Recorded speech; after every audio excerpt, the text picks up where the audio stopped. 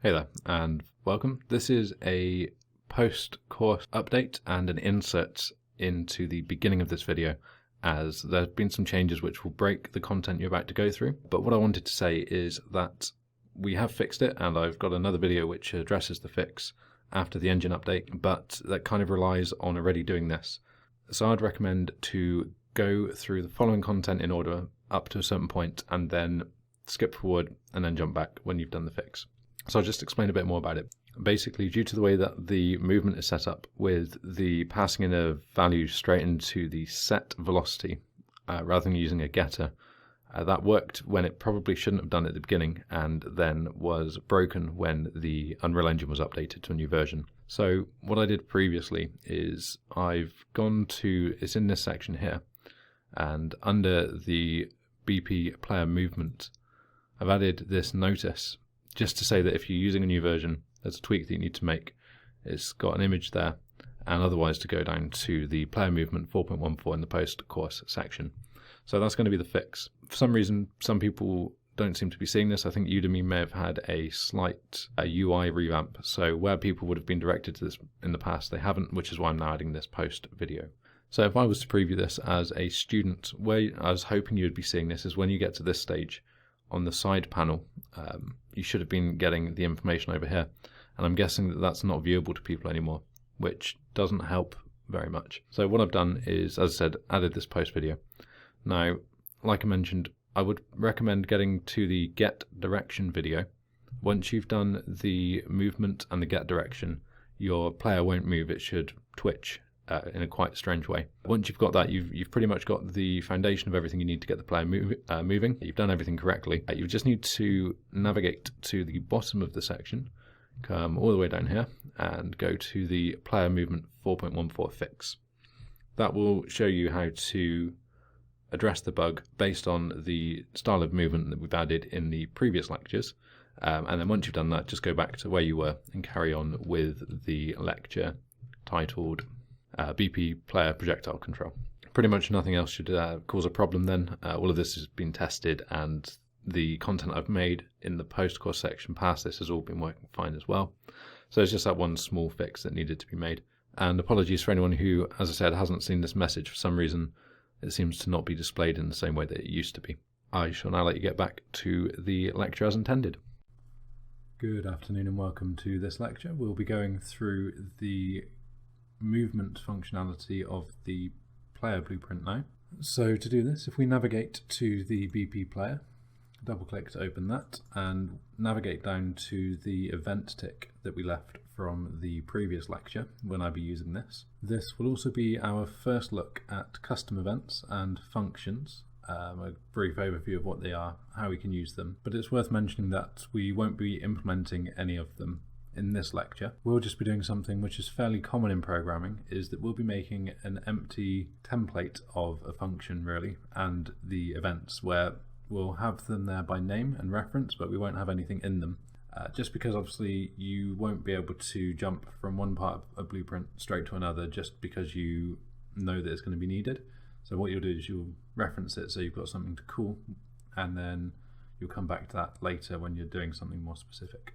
So if we get started now though, first thing we want to do will be to set a reference to the delta seconds float that we made earlier. And the easiest way to do this is to simply find the delta seconds over here and just drag that straight onto the event tick. The reason that we're doing this is that we will probably want to use the delta seconds value later in the blueprint, and rather than dragging all of the nodes out from this event tick, we can just set it here and we can use our self-made value over here whenever. It'll just be a bit tidier. And all this is, as I've mentioned previously, is just a value which is storing the real-time update of the project. So we can set that there and use that later. That's the most important thing. And then from here, we want to call something called a branch. So this is the first time we've seen a branch, and all branches do is they check a Boolean value. So one of these we've made down here, and they just check to see if that Boolean is currently true or if it's false.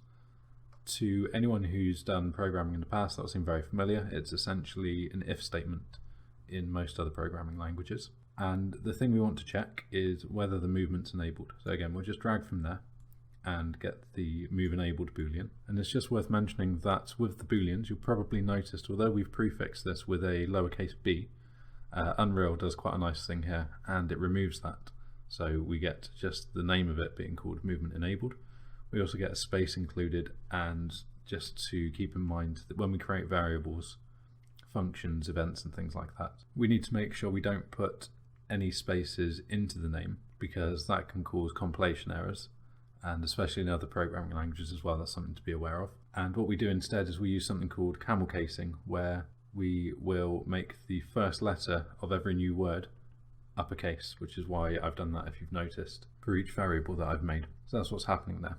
And then if we move from here, so what's happening at this stage is we're doing a branch, we're checking the value of move enabled, which if we go back up here, I've actually forgotten to implement this previously, so we'll just do that quickly as well. When this is finished, this is the spawn animation, the timeline that we made. From here, what we should have done in the previous lecture is after the timeline's finished, we want to set the move enabled. So if we type movement enabled, and we'll set that, we want to set that to be true. So by default it will be false, and we can check that to make sure that it's false here, so leave that unticked. And then as soon as we get through the timeline, we want to enable that, so that, like I've mentioned, when the animation is playing, we don't want the player to be moving the character around, the ship around, and then as soon as the animation's finished, we'll allow some movement to the ship. And because the event tick is called every frame, this will be doing a constant check to see whether or not the movement's enabled, and then we will only allow input if that is true. So off of the true return value, if we check now for the next thing, which will actually be a custom event. So if we move down here a little, right click and type in custom event and just add custom event, and we need to give this a name. So we'll call this fire rate control, as it will be the event which controls our fire rate for the game. So this is an event which is something that we can just plot inside of the event graph that we're working from. So it differs from a function because functions are tucked away in their own graph. And the other thing that we also notice about this is it looks a lot like the event tick and the event begin play, because these are essentially events. The difference between them is that these events have very unique and specific ways of being run. So the event begin play is predefined and will be called once at the beginning of every game, and the event tick is predefined to be called every frame. The way our custom event works, however, is that this will only be called if we make a direct reference to it in Blueprint code. And to do that, this is the bit I was about to do a moment ago. So we're going to drag off of the true value here, and we will now call our fire rate control event, which will be the first one here. So now that will be called once. And this is what I mentioned earlier. We're not going to fill this in this lecture, but this will be when we're adding the projectiles. We know that we need to do this, or at this point I know that we need to do this. So we will come back and we will do this as and when we need it. But rather than adjusting code and cutting things out and pasting things in, it's just a bit easier to have a reference to it now. It's not going to break anything because nothing's in there, so it will just bypass it for the moment. But when we do add something to it, then we can leave this section of the blueprint alone, which is just a slightly nicer way to work where possible. So if we drag off of here now and get something called a sequence will basically allow us to run a set of different functions one after another. And because the event tick is being called so often, it will look as though all of this is run at the same time. So it's just another way to tidy things up as well. So before we use the sequence, what we will do now is we've looked very briefly at the custom events. We will also now add our functions that we'll be using. So we have several functions to add. So if we go over here and click on the plus button for the function, so this will create a new function for us. And the first one we want to make is called get direction. We then want one called primary fire. We want one called power up fire, and we want a last one called rocket fire.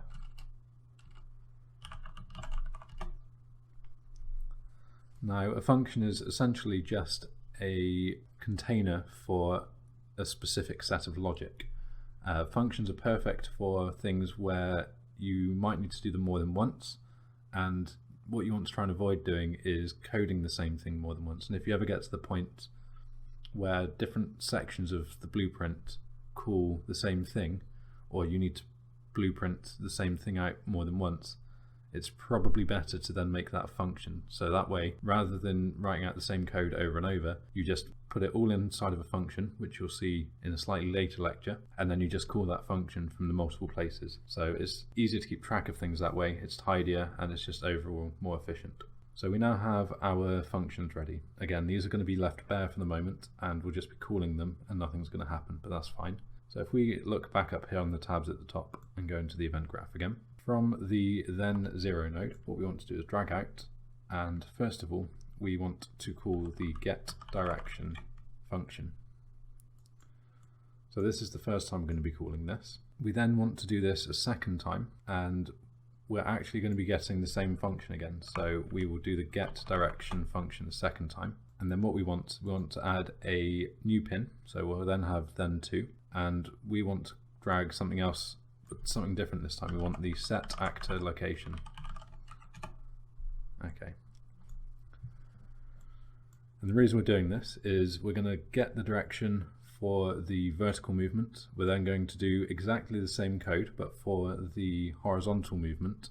And then once we've got both of those, we'll return those and we'll use them to set the actor's overall location. So this is going to be one of those things where it would take me a long time to describe this verbally.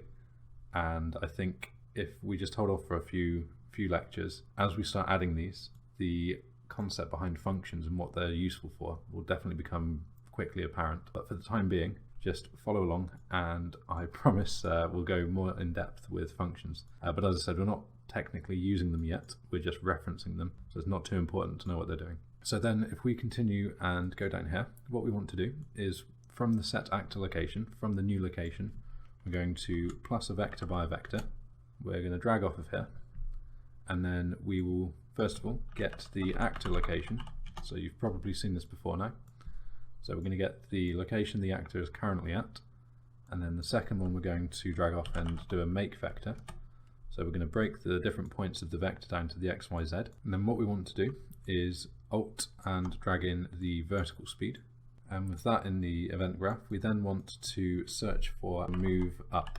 And move up, if you remember, is one of the inputs that we made in a previous lecture. So we're looking now for this, and because this is returning a value, what we want, we will have two options. So if we look for move up again, we'll have the event option, which is when it's called, and we have the value option, which is constantly checking whether or not the button is returning a value. So that's the one we want, and we're going to set the vertical speed based on the current value of move up. So if that doesn't make sense why we're doing that, this is going to be constantly run. So when you're not pressing a button, it will be 0. So the vertical speed will be 0, which means you will not be moving on the vertical axis at all.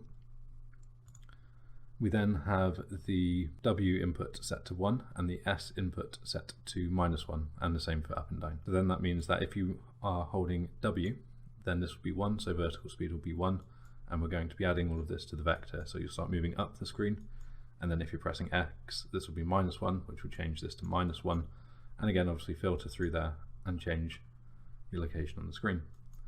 So that's what that's doing, and I'll just move this over for tidiness. And the other thing we want to do here is we will tick this sweep button. So the sweep on a set actor location, what this does is it checks for collision. So whilst you're moving, this will also be ensuring that the collision is being updated, and that's exactly how these walls are checked for.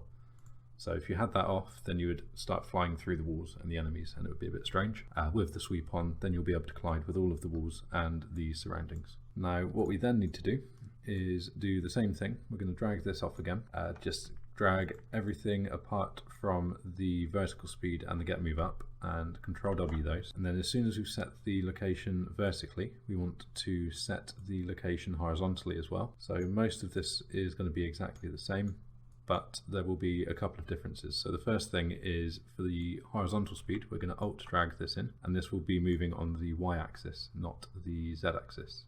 And then with that in there, again, we're just going to connect that to the y-axis in the same way. Oh, in fact, we've done that wrong. So we'll connect the vertical speed into the y-axis as well. They both need to control the y-axis there. And the only other difference is now we're going to drag off of here and we will get the move right. So if you remember, move right was the other input that we've given. And that will do the same thing, but obviously moving the player horizontally. And then all of this is set up correctly. It's got the tick on the sweep because we've done that in the same way. And then there's a few other things we need just to finish this off. So we will now branch off of here. So get another branch. So this is another check for a Boolean value. And we will check something by using this operator here, which is a more than value. And we want to check if a float is more than a certain float value.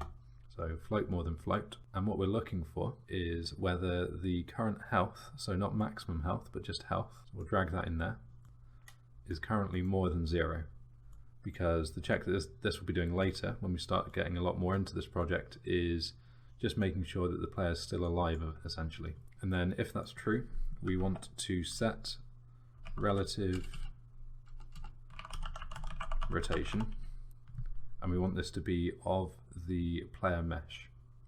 So remember that whenever we do rotation for the player, because of the offset we've needed to give, we're never rotating the actor, which is the entire blueprint, we're rotating the player mesh. And if we drag off of the new rotation to get an rinterp2, so this is just another interpolation function to ease the rotation as we do this. And very similarly again, we're going to get the actor rotation.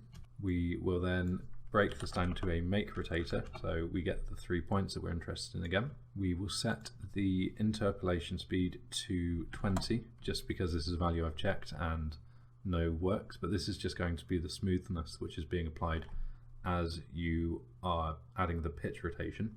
And then for the delta time, remember we have our own version of delta time, so we'll just drag this on from over there and we'll just move that down so it's tidy. And just to recap so it makes more sense now, the only reason we are keeping a stored variable of this is that otherwise, because we want to update this over time, the other option would have been to have dragged this all the way up the screen.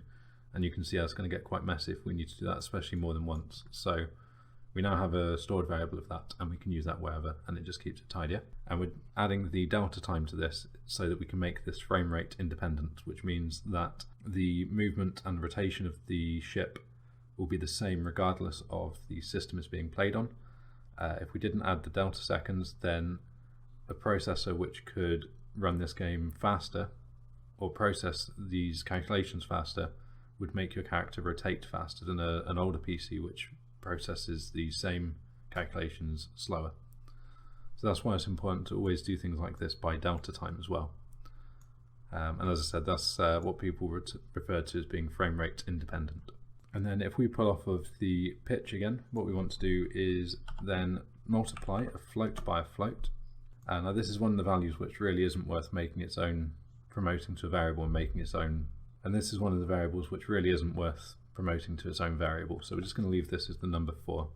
And this is just how quickly we're going to be rotating. And this will be by the vertical speed. So we're going to get the vertical speed, drag that to the top input value, and that will be our rotation set.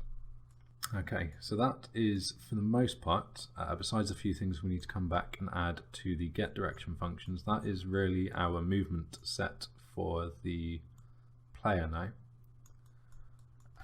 The rotation we're adding down here is just another one of those nice things to add. It's definitely not needed, and all it means is that it will pitch slightly when we're moving up the screen and will pitch the other direction slightly as we're moving down the screen. And this is just because aircrafts tend to not move perfectly flat. They will veer a little bit as they correct their path. So that's what we're going to try and represent by doing this. It doesn't necessarily have to be completely realistic, but it definitely adds that extra sense of polish just because it's there. So that's what the rotation is doing. These set actor locations are doing just that. They're moving the blueprint across the screen. And then the get directions will start making a lot more sense as we get back to these. Now, one thing I will do is if we select this wire, which is going between them, and double click on it, we get something called a reroute node. And these are, again, just nice ways to keep the blueprints a little bit tidier because these are going to get a bit more complex. So if we get the reroute nodes, we can just move these around and keep these wires in some kind of orderly fashion. So that should be fine. This is the movement section, so we will also grab all of this, grab one of these and move it down a bit, and then press C and just type in movement, because that's what that is responsible for. So I'll leave that here for this section, and in the next lecture we will start looking more at the functions and making sense of what these are, how they work, and what they will be responsible for as well. So that should definitely be something which sounds a bit more exciting, and I look forward to running through that, and I'll see you in the next lecture.